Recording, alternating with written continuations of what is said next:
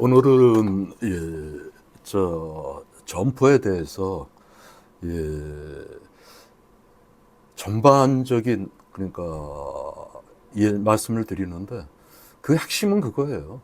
점포를 어떤 측면으로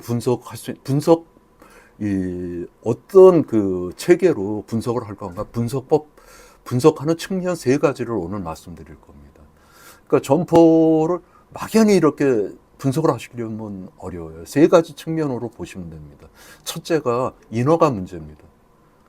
임차권 확보해서 내 점포만 얻어놓고 무조건 가게 차릴 수 있는 거 아니에요. 그래서 인허가 내야 됩니다. 두 번째, 인허가 냈다고 뭐 장사할 수 있는 거 아니에요. 시설, 인테리어 비품 들여놓고 이렇게 해야 장사할 수 있을 거 아니에요. 재료도 들여놓고. 그 다음에 이렇게 다 됐으면 이제 장사해야 될 거 아닙니까? 이 운영의 문제, 이 세 가지 측면으로 점포를 분석하셔야 돼요. 그래서 많은 분들이 이 점포를 볼 때 그냥 유동인구 많다, 목 좋다, 장사 잘 될 것 같다 이렇게 감각적으로만 판단하시는데 이 점포는 이게 이 먹고 사는 문제가 달려있는 아주 심각한 그 문제입니다. 그러니까 심각한 문제라면 심각하게 분석을 하셔야 돼요. 그래서 말씀드린 세 가지 측면을 제대로 잘 보시고 제대로 하셔야 됩니다. 그러면 이 점포의 이 세 가지 측면 중에서 우선 그 인허가 문제를 말씀을 드릴게요. 인허가 문제는 제일 첫 번째 관문입니다. 점포를 내가 하고 싶다고 해서 그냥 나름대로 무조건 영업하실 수 있는 게 아니에요. 모든 점포는 여러 군데에서 그 인허가를 받아야 되는 게 문제입니다. 첫 번째가 지자체예요. 그러니까 서울시 같이 이렇게 특별시 같이 구도 있고 시도 있는 경우에 이제 구청이 지자체가 됩니다. 구청에 가서 인허가를 받게 돼요. 식당은 이제 식품위생과 이런 식으로 가보면 허가 대상이 있고 신고 대상이 있고 통고 대상이 있고 그냥 자유업이 있습니다. 이거는 쉽게 말씀드려서 그러니까 허가가 가장 까다로운 거예요. 허가 안 내줄 수도 있어요. 그리고 허가 필증을 내줍니다. 신고는 허가 다음으로 거의 신고하면 신고 필증을 내줘요. 세 번째 통고는 허가 신고 그런 개념이 아닙니다. 그러니까 일종의 그 지자체 장부, 지금은 이런 물적인 장부에 기록하는 게 아니죠. 컴퓨터에 자료로 남기는 거겠죠. 그런 거 해서 제출해 나오면 우리 구에 뭐뭐한 점포가 더 생겼구나. 그 다음에 이런 거 전혀 없이 그냥 본인이 알아서 하면 됩니다. 그게 자유업입니다. 자유업은 되게 어떤 거냐면 우리나라는 그 성문법주의다 보니까 아직 법률이라든지 여러 가지 조례 규칙 이런 걸로 만들기 전에 새로운 업종이 나왔단 말이에요. 그러면 그걸 규제하는 그게 없다 보니까 그냥 자유업종입니다. 여러분들 잘 아시는 고시원도 처음에는 자유업이었습니다. 일본의 가라오케를 본따서 만든 노래방도 처음에 자유업이었고. 근데 그게 워낙 많이 생기고 이러다 보니까 참 법적인 체계, 규율 체계로 들어가서 이제 허가 신고의 대상이 된 거죠. 그리고 쉽게 말씀드려서 룸사롱이라 그러죠. 이런 접대부를 두는 유흥업종 같은 경우. 그거는 아주 심하게. 그러니까 허가제에서도 일종의 그 TO제라 할 수 있는 그러니까 딱 몇 개만 내주겠다는 식으로 더 제한을 가할 수가 있습니다. 그래서 내가 하려는 업종이 어디에 해당되는 허가냐, 신고냐, 통고냐, 자유업에 해당되는 정도는 계약 때부터 좀 파악하고 하셔야 돼요. 이거 별거 아닌 것 같아도 현장에서 보면 많이 실수하는 이 부분입니다. 그 다음에 이제 이 서방서 문제입니다. 이 서방서 자유업도 꼭 가야 되는 경우예요. 왜 그러냐면 나중에 하면 되지가 않습니다. 화재 점검이나 비상구, 소화 설비, 내부 구조 변경 하나라도 문제가 있으면 바로 영업 정지가 나옵니다. 장사가 잘 되는데 왜 건드려? 이래봤자 아무 소용 없어요. 서방은 무조건 법대로입니다. 아니면 주변 점포나 주변 건물까지 화재로 피해를 줄 수가 있어서 그래요. 그 다음에 이제 경찰서 문제가 있습니다. 여기에 해당되는 업종도 있고 아닌 업종도 있어요. 뭐냐면 방범, 보안, 도난 문제 이런 거 있죠. 그리고 이제 미성년자 출입 문제가 있습니다. 그래서 이걸 가볍게 보시면 안 돼요. 이것도 중요한 게, 한 번 걸리면 영업정지 과태료, 아주 여러 번 걸리면 심하면 허가 취소까지 이것도 갑니다. 그 다음에 특히 식품적계업소 꼭 잊지 마셔야 되는 게 보건증, 보건소 문제입니다. 왜? 한번 생각을 해보세요. 이렇게 음식을 만들어서 음료를 만들어서 판매를 하는데 거기 종업원이나 이 사장이 막 콜록콜록 해가지고 전염병 걸려가지고 막 이러면 이거 되겠어요. 그래서 이 식품적계업소는 무조건 보건소에서 건강검진 받아서 보건증 발급을 받아야 됩니다. 그 다음에 이제 일반인들이 잘 생각 못 하시는 그게 있어요. 그리고 이게 지금은 이제 국토 계획 및 이용에 관한 법률에 의한 토지 이용 계획서 보시면 가끔 뒷종목에 저런 게 나와요. 뭐냐면 정화구역, 뭐 교육청에 문의하세요. 상대 정화구역, 절대 정화. 이게 교육청에서 확인해야 되는 사항입니다. 그러니까 내 업종이 이게 오락실 계통이나 뭐 성인 업종 이런 거 같은 경우에 주변에 초중고등학교가 있게 되면 이게 위해 업종이 돼요. 그래서 이 절대 정화구역은 그 교육시설에서 50m까지입니다. 무조건 안 됩니다. 그 다음에 200m까지는 상대 정화구역에 해당돼서 이 교육청에서 판단합니다. 허가를 내줘도 되나 안 되나. 그러니까 상대적인 그런 개념이죠.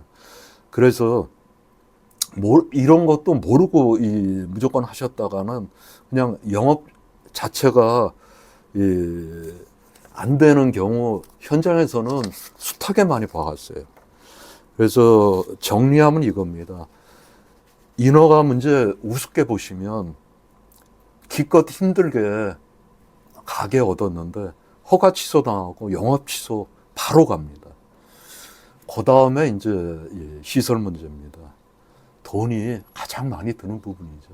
그 시설은 크게 나눠서 붙박이 고정되는 거, 바닥벽 천정, 아웃테리어, 인테리어, 아웃테리어 이런 이거는 붙박이 붙여야 효용 가치가 있는 거예요.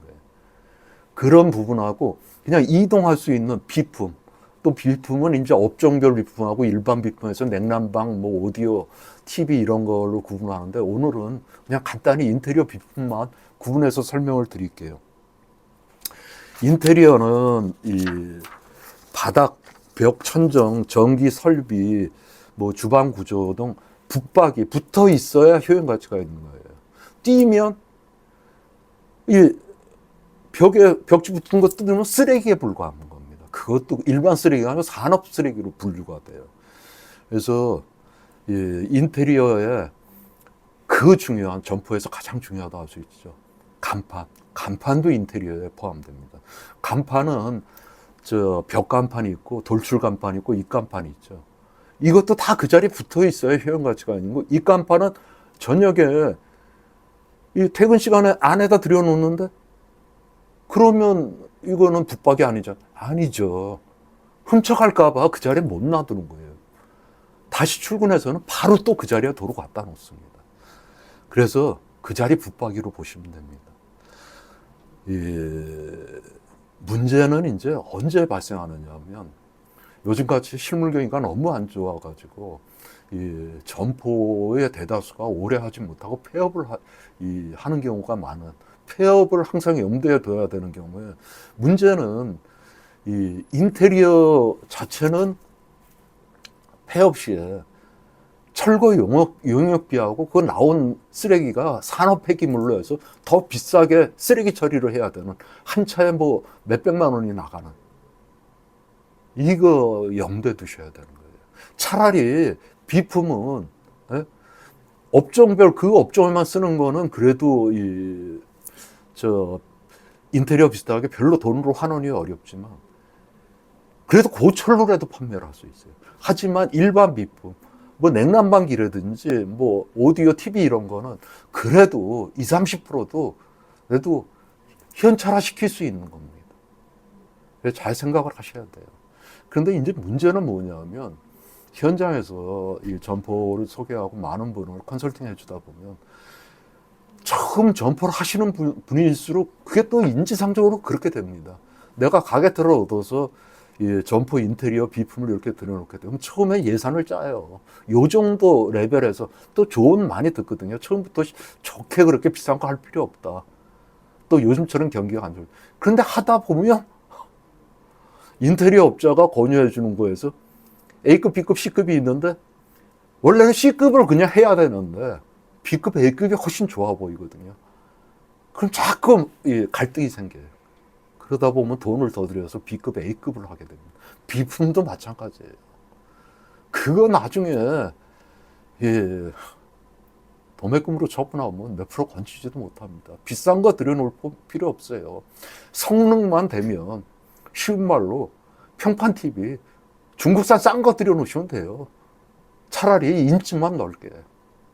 그런데 뭐 국산 삼성이나 LG 아주 그 좋은 거 OLED 필요 없습니다. 그래서 장사를 오래 하고 진짜 장사를 제대로 하시는 그런 점포에 가면 시설은 신경 안 씁니다. 시설 그 시원찮고 낡고 해도 손님이 계속 오는데 무슨 그리고 장사가 바빠서 시설에 신경 쓸 수가 없어요. 되게 진짜 적자 보거나 장사 안 되는 데가 가서 이 매물을 의뢰받을 때 점포주들이 그렇게 얘기합니다. 내가 시설을 얼마 드렸는데 무조건 볼 것도 없으면 거기 장사 안 되는 곳입니다. 해서 이제 말씀을 드리다 말았는데 비품은 쉽게 얘기해서 뭐 냉장고, 테이블, 의자, 직기, 주방 기계 뭐 여러 가지 있죠. 해서 움직일 수 있는 이런 것들을 얘기하는 건데 사실은 시설은 이게 점포를 그러니까 양도양수할 때 사고 팔 때 사실은 잘 모르시는 분들은 자기가 들인 돈이 아까우니까 시설비를 많이 주장하세요. 근데 시설비는 그 일반적인 생각하는 뭐 1년이면 1년 동안 조금씩 감가상각이 되는 게 아닙니다. 한번 중고차를 생각해 보세요. 자, 벤츠를 샀는데 나 1억 주고 샀단 말이야. 며칠 타고 도로 중고차 시장에 팔려고 가지고 가시면 며칠 탔으니까 몇백 빠지겠죠. 아닙니다. 몇 천만 원이 빠집니다. 왜? 중고기 때문에. 근데 중고차는 그나마도 제값 받는 거예요. 이 시설이라는 건 며칠에도 운영하고 나면 거의 값이 제로 상태로 갑니다. 그러니까 시설비는 시설하고 나서 문 열어서 한 달 안쪽에 거의 제로 상태로 가서 한 달 오든 3개월 오든 6개월 오든 시설비는 없어요. 중요한 거는 아무리 시설이 잘 돼 있어도 한 달에 500씩 가지고 있으면 누가 그 시설 권리금도 인정 안 합니다. 중요한 거는 이제 말씀드릴 운영입니다. 사실 그리고 인허가 점포 얻어서 자리 얻어서 임차권 확보해가지고 인허가 내서 시설 해가지고 비품 띄워놓고 이런 거는 다 장사하려고 하시는 거 아니에요. 근데 그 장사가 이제 잘 되냐 안 되냐가 문제인데 오늘은 그 장사가 어떻게 하면 되고 요즘에 그 실물 경기가 어떻고 왜 이렇게 폐업률이 높은가는 다음 편에서 내가 말씀드리기로 하고 오늘은 그 운영을 분석하는 그 측면만 말씀을 드릴게요. 자, 장사를 하게 되면 기본적으로 하루 매출이 있을 거 아니에요. 일 매출. 그게 한 달 되는 월 매출, 월매가 있을 거고 그 다음에 지출이 있을 거 아닙니까? 그건 일로 거의 안 따져. 월로 따지면 월 지출. 근데 지출의 이 대표적인 요소가 한 4가지 정도예요. 4-5가지. 첫째가 가장 많은 부분 차지하고 가장 어려움을 겪는 게 임대료입니다. 임대료 외에 뭐 부가세 관리비가 또 붙죠. 물론 부가세는 환급 대상이지만 그 다음에 인건비입니다. 이게 최저임금이 오르다 보니까 그 인건비 절대 무시 못합니다. 셋째가 이렇게 물가 상승하고 인플레 되다 보니까 재료비 무시 못합니다. 재료비는 팍팍 오르는데 판매가는 쉽게 올릴 수가 없어요. 워낙 동종업종이 많다 보니까. 그 다음에 경상 잡비, 그 다음에 이제 광고 안 할 수가 없어요. 하다못해 찌라시라도 돌려야 되는 광고비. 이런 그런데 요즘은 아주 핵심적인 게 진짜 임대료만큼 중요성 있는 게 하나 더 붙었죠. 이거 참 문제인데, 플랫폼비. 그러니까 배민이라든지 요기요라든지 이런데 특히 배달업종 같은 경우에 안 올리면 주문이 안 오게 되는. 그러다 보니까 남는 게 없는. 참 가뜩이나 경기가 안 좋아서 여러 가지 힘드는데 참 빠져나가는 게 너무 많네요. 그래서 이러이러한 이 지출 요소를 월 매출에서 빼게 되면 거기 그 순이익이 남죠. 그렇다면 자, 내가 그 중소기업 창업진흥공단의 공식적인 통계가 전업종 다 해서 그러니까 점포 아무리 적게 하자도 평균적으로 1억 2천 정도 돈이 든다 합니다. 그럼 1억 정도 돈을 들고 부부 둘이 하는 경우가 많아요. 요새 인건비 때문에. 그럼 부부 두 사람이 매달린단 말이에요. 그리고 어이없게도 카페 같은 거를 하는 젊은 층에서 오후 2시에 열어서 저녁에 자기가 8시에 문 닫는 6시간만 하면 되니까 워라밸 때문에 이걸 했다는데 실제 해보게 되면 그래서 문 닫는 겁니다. 자영업종 절대 근무 시간하고 다릅니다. 워라밸 없습니다. 24시간 신경 쓰셔야 돼요. 그래서 그런데 여하튼 그래서 부부 두 사람이 이제 그걸 매달려서 하는 경우에 자, 일반적으로 우리가 요즘같이 실물 경기가 안 좋고 장사가 안 되는 이런 시기에 점포를 소개할 때 그러니까 투자 대비 순이익 비율인데 수익률이죠. 그게 2부 장사 2%만 나오면 그러니까 200 정도죠. 무조건 하라고 그럽니다. 왜? 적자 보는 데도 많고 100에서 150만 원 정도 벌제도 그러니까 전체 자영업 중에 20% 안에 들어가야 돼요. 이렇게 장사가 전체적으로 안 됩니다. 그거 아시고 점포하셔야 돼요. 그런데 한번 기회비용 측면에서 보시자고요. 부부 둘이 그냥 종업원으로 딴 가게에 가서 일한다 하면 최저임금이 200만 원 넘게 나옵니다. 그럼 400만 원이에요. 그리고 1억을 그냥 은행 이자를 받아도 2, 3%는 나올 거 아니에요. 자, 그렇게 봤을 때 이게 조금 불합리하다 볼 수 있는데 그게 아니고 왜 그렇게 하느냐면 자, 그래도 내가 투자해서 가게 할 수 있는 퇴직금이든 내가 모아놓은 돈이든 돈 여력이 있고 한데 부부가 어디 종업원 가서 그 남의 밑에서 그렇게 일하는 것보다 작게라도 내 가게들 다 하고 싶어 하세요. 그래서 기회비용은 무시가 됩니다. 그래서 이 기회비용적인 측면도 무시할 수 없는 게 현실적인 면을 보고 워낙 점포가 폐업률이 높다 보니까 어떻게 보면 그 기회비용적인 측면이 더 올바른 길인지 요즘 같은 상황에서는 모르겠어요. 여하튼 일단 이 편에서 말씀드려야 되는 핵심적인 측면 세 가지 말씀을 드렸는데 점포를 감으로 하지 마시고 이 세 가지 측면에서 분석을 먼저 하세요. 인허가, 시설, 운영. 그리고 냉정히 보셔야 되고 절대적으로 제일 중요한 거는 운영입니다. 이거 꼭 명심하셔가지고 하여간 잘 좀 되시기를 바라겠습니다. 구독 좀 눌러주시고요. 좋아요 해주시면 제가 유튜브 동영상 진짜 업무 시간 때 바쁘지 않을 때 한두 시간 짬내서 이게 만드는 겁니다. 그거 만들 의욕하고 힘을 주세요.